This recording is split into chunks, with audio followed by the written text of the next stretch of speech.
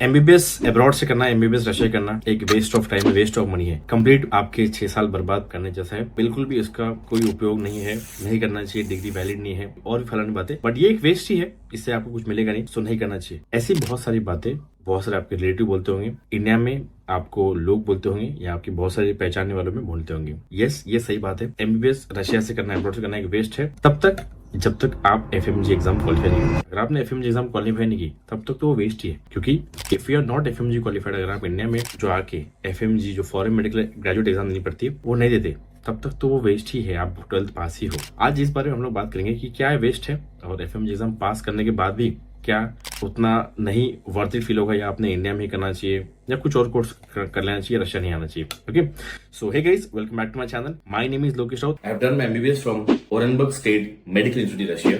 सो MBBS Russia से करना एक वेस्ट है, नहीं करना चाहिए बिल्कुल भी। 1 मिनट चाहूंगा आपका। यदि आप लोग में से कोई भी रशिया के लिए, अब्रॉड के लिए, किर्गिस्तान, कजाकिस्तान, नेपाल, बांग्लादेश किसी भी कंट्री में एमबीबीएस के लिए प्लान कर रहा है, आप सभी के लिए ये बहुत ही इंपॉर्टेंट होने वाला है। मेरे लेफ्ट तरफ में देखिए, आपको एक ड्राइव दिखेगी, एक फी स्ट्रक्चर का प्रॉपर लिंक दिखेगा। जो भी बच्चा मुझे LINK लिंक ऐसा मैसेज करेगा, उसको हमारे साइड से ये सारे फी स्ट्रक्चर्स की लिंक चली जाएगी। मान लो आपने किसी एक पे रशिया पे क्लिक करा, ओके, फिर रशिया पे क्लिक करते ही आपके सामने रशिया के सारे कॉलेज के फी स्ट्रक्चर धड़ाधड़ खुल जाएंगे। मान लो आपने जॉर्जिया पे क्लिक करा तो आपके सामने जॉर्जिया के फी स्ट्रक्चर खुल जाएंगे। जिस किसी भी कॉलेज का आपको या जिस किसी भी कंट्री के कॉलेज का फी स्ट्रक्चर चाहिए, हमारे पास सारा अवेलेबल है। यह एक गूगल ड्राइव की लिंक है। तो इसका फायदा यह है कि जैसे ही कोई फी स्ट्रक्चर अपडेट होता है, हम उसमें कुछ चेंजेस करेंगे या मान लो किसी कॉलेज ने अपनी फीस बढ़ा दी, इसमें ऑटोमेटिकली अपडेट हो जाएगा। आप जब भी लिंक पे क्लिक करोगे तब आपको अपडेटेड ही मिलेंगे। मान लो आपने कभी देखा था कि इस कॉलेज की फी 3,60,000 थी, अब कॉलेज की फी 40,000 से बढ़ गई है, 4 लाख हो गई है। इसमें ऑटोमेटिकली आपको 4 लाख वाला मिलेगा, पुराना हट जाएगा।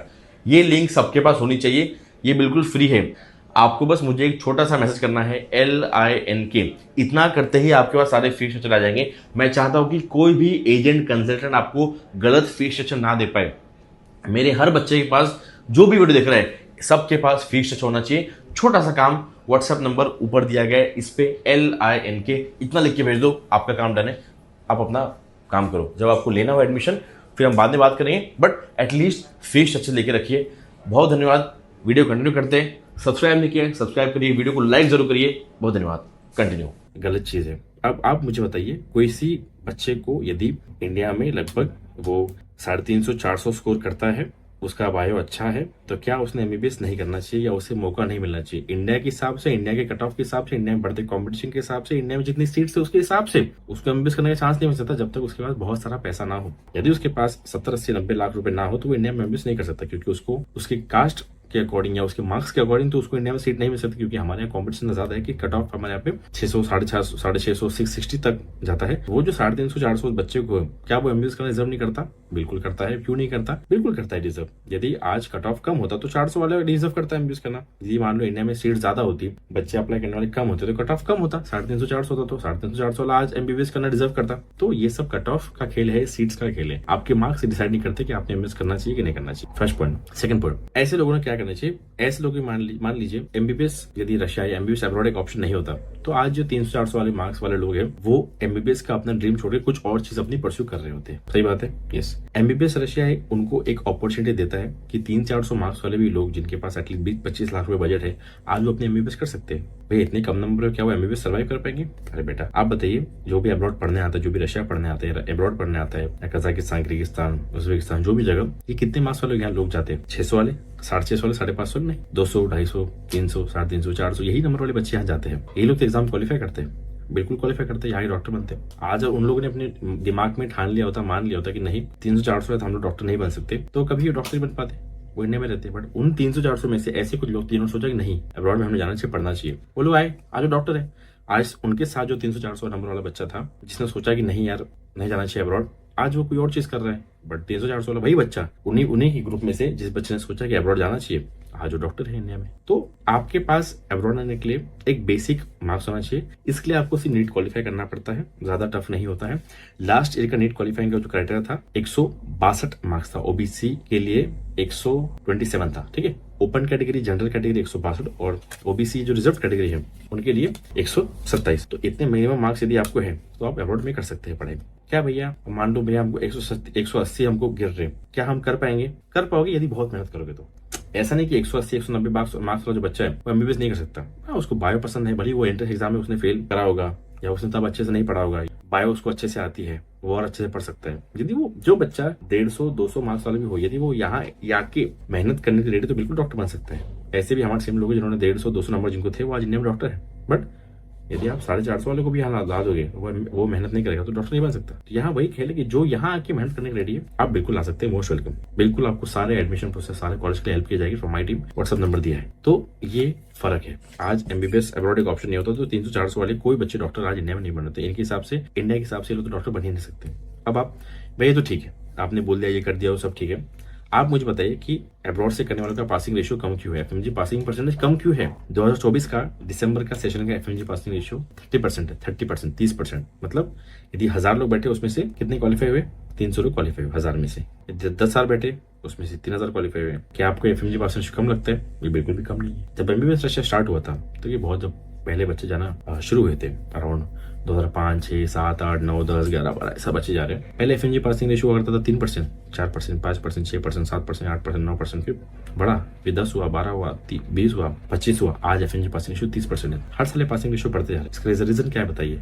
इसका रीजन ये है, पहले जो बच्चे आते थे वो एकदम ही जो बिल्कुल भी जिनको कुछ नहीं जमता है वैसे थे। बट आज अच्छे पढ़ने वाले बच्चों को भी अब्रॉड आना पड़ रहा है just because the reservation system या बढ़ता कट ऑफ या number of students applying more in India या नीट के लिए। बच्चे ज्यादा बढ़ गए, इसलिए जो अच्छे पढ़ने वाले बच्चे हैं उनको भी सीट नहीं मिल पा रही। एफएमजी पासिंग रेशियो क्यों बढ़ रहा है? क्योंकि अच्छे पढ़ने वाले बच्चों को भी आज अब्रॉड आना पड़ रहा है। पहले ऐसा नहीं हुआ करता। पहले अच्छे पढ़ने वाले बच्चों को इंडिया में सीट मिल जाती थी, उसमें से जो कुछ रह जाते थे वो करते थे, उसमें से भी वो क्वालिफाई हो जाते थे। जो 4-5% रेशियो आता था उसमें से जो अच्छे पढ़ते थे वो आते थे। ओके, बट आज एफएमजी पासिंग रेशियो बढ़ा इसलिए क्योंकि अच्छे पढ़ने वाले बच्चों को भी आज अब्रॉड में 400 मार्क्स वाले भी है, 500 मार्क्स वाले भी है, 550 नंबर वाले भी बच्चे हैं, 600 नंबर वाले भी बच्चे। लास्ट जिनको 600 नंबर थे मैंने उनको अब्रॉड एडमिशन लेते देखा है। जिनको 600 नंबर थे आज उनको भी अब्रॉड आना पड़ रहा है। ये सिचुएशन आज इंडिया की हो चुकी है। बताइए क्यों नहीं कोई आना चाहिए? रशिया बिल्कुल आना चाहिए। एफएमजी पासिंग परसेंटेज भैया फिर भी 30% कम है। अरे बेटा, आप सोचिए कि 150 से लेकर 450, 500 तक बच्चे आ रहे हैं। आप कैसे एक्सपेक्ट कर सकते हो कि जो 150 से लेकर 450 सारे के सारे बच्चे जो इंडिया के हिसाब से डॉक्टर बनने के लायक नहीं थे वो सारे क्वालिफाई हो जाएंगे? नहीं हो सकते, ऑब्वियस नहीं हो सकते। इन 150 से 400 बच्चों के बीच में जो मेहनत करेगा, पढ़ाई करेगा, वो पास होगा। और FMG passing ratio mark word ये बढ़ते ही जाएगा। बच्चों को पढ़ाई की सीरियसनेस पता चल चुकी है। पहले जो बच्चे आते थे वो उसी मजा मारने, ऐश करने, टाइम पास करने आते थे क्योंकि 10-15 लाख रुपए एमबीबीएस होती थी। पहले बहुत सस्ता था, डॉलर का रेट कम था, बहुत सस्ता था एजुकेशन। 2-2.5 लाख रुपए फी है ना, 2 लाख रुपए फी या 1.5 लाख रुपए फी ऐसे था। तो आपका 15-20 लाख में खत्म हो जाता था। पहले बहुत लोग ऐश करने आते थे। आज ज्यादा से ज्यादा पढ़ाई करने वाले लोगों को आना पड़ रहा है, इसलिए अच्छे बच्चों की संख्या अब्रॉड में बढ़ती जा रही है। आज आप हर कॉलेज में देखिए आपको बहुत पढ़ाई करने वाले बच्चे मिलेंगे, बहुत अच्छे बच्चे मिलेंगे। इसलिए जो बच्चा सोच रहा है रशिया आओ या नहीं आओ, बेटा यदि आपको एक बेसिक ठीक ठाक मार्क्स है, बेसिक आपका बजट है, बिल्कुल आना चाहिए। Don't give it a second thought. बिल्कुल नहीं, बिल्कुल आना चाहिए। ड्रॉप लो क्या? ड्रॉप की हालत आप सबको पता है, किसी को उसके बारे में और ज्यादा बताने की जरूरत नहीं है। सबको पता है इंडिया में ड्रॉप करने बच्चों की हालत क्या है। पहले 1 ड्रॉप होता था, फिर 2 ड्रॉप कॉमन था कि भाई 2 ड्रॉप तो लेती है। आज बच्चे 3 ड्रॉप, 4 ड्रॉप, 5 ड्रॉप, 6 ड्रॉप तक भी मैंने बच्चे देखे। मुझे 23 साल के बच्चे, 24 साल के बच्चे, 25 साल के बच्चे एडमिशन के लिए कॉन्टेक्ट करते हैं। भैया मेरी एज 25 है, 6 ड्रॉप हो चुके, 7 ड्रॉप हो चुके। भैया मेरी एज 24 है, मेरे 5 ड्रॉप हो चुके। बताइए क्या करना चाहिए, करूँ या नहीं करूँ? इसीलिए इस दलदल में ना पड़े आप। ड्रॉप जिसने एक बार ले लिया वो ड्रॉप लेते ही जाएगा। वो फिर वो दलदल है। You start going deep and deep and deep and deep. उसमें there is no turning back. आपकी उम्र बढ़ते जाएगी, आपके दिमाग पे प्रेशर बढ़ते आएगा, घर वालों के ताने बढ़ते जाएंगे, रिलेटिव्स के ताने बढ़ते जाएंगे, बट आपके पास कोई ऑप्शन नहीं होगा। भैया पढ़ाई में तो अच्छा हो, 400-500 नंबर आते हैं, 3rd ड्रॉप है, बट घर वालों के पास पैसा नहीं है। आपके पास एक एजुकेशन लोन का ऑप्शन है। एजुकेशन लोन भी तब मिलेगा जब आपके पास कुछ मॉर्गेज हो, कुछ गिरवे रखने को। और आपके पास पैसा नहीं है, फाइनेंशियली बिल्कुल भी स्टेबल ना हो, ये गलती अब्रॉड आने की कभी मत करिएगा। नेवर। बेटा कुछ और चूज करो, आपके नसीब में नहीं है। जो बच्चा फाइनेंशियल स्टेबल नहीं है उसने अब्रॉड को हाथ नहीं लगाना चाहिए। Stop it. वो नहीं आ पाएगा क्योंकि यहाँ थोड़ा बहुत पैसा भी चाहिए, पैसा खर्च करना पड़ता है। बेसिक से बेसिक कॉलेज पे लोगे कम से कम 25 लाख रुपए की प्लानिंग आपको रखनी पड़ेगी। 25 से 28 लाख रुपए आप कोई भी कॉलेज लो, कम से कम इतना खर्चा होता ही है। खाना पीना पीना, फ्लाइट वाइट, आपको एजेंट लोग बोलते हैं कि 15 लाख रुपए, 20 लाख रुपए, 18 लाख रुपए, ये सिर्फ ट्यूशन फी होती है। इसमें हॉस्टल फी जुड़ता है, फिर visa extension, medical insurance, medical checkup, biometric, consultancy fee, air ticket, mess, खाना पीना, फ्लाइट्स सब जुड़ता है। तो अच्छा खासा खर्चा होता है, कम से कम 25-30 लाख रुपए तो बेसिक एक एक्सपेंस लगता ही है। एजुकेशन लोन लेकर रखना आना चाहिए, क्या आना चाहिए? यदि एजुकेशन लोन आप लेते हो कम से कम 8 लाख रुपए, 10 लाख रुपए, 11 लाख रुपए तो ठीक है। आप बोलो मैं पूरा का पूरा जो 30-30 लाख रुपए, 25-25 लाख रुपए एजुकेशन लोन लूंगा तो 25 लाख का कम से कम आपको 40-45 लाख चुकाना पड़ेगा। Very bad idea, no. Education loan थोड़ा बहुत आपको लगता है कि 8-10 लाख रुपए कम पड़ रहे हैं तो आप ले लीजिए। आपने मान लो साल के बैंक से 1.5 लाख रुपए लिया तो ठीक है, बाकी पैसे आप खुद भर रहे हैं, बाकी 1.5-2 लाख खुद भर रहे हैं। मान लो 3.5 लाख रुपए कॉलेज और हॉस्टल की फी है तो 2 लाख खुद भरे, 1.5 लाख बैंक से लिया, 6 साल तक 1.5 लाख रुपए लिया आपने तो कितना लाख हो गया? कितना हो गया?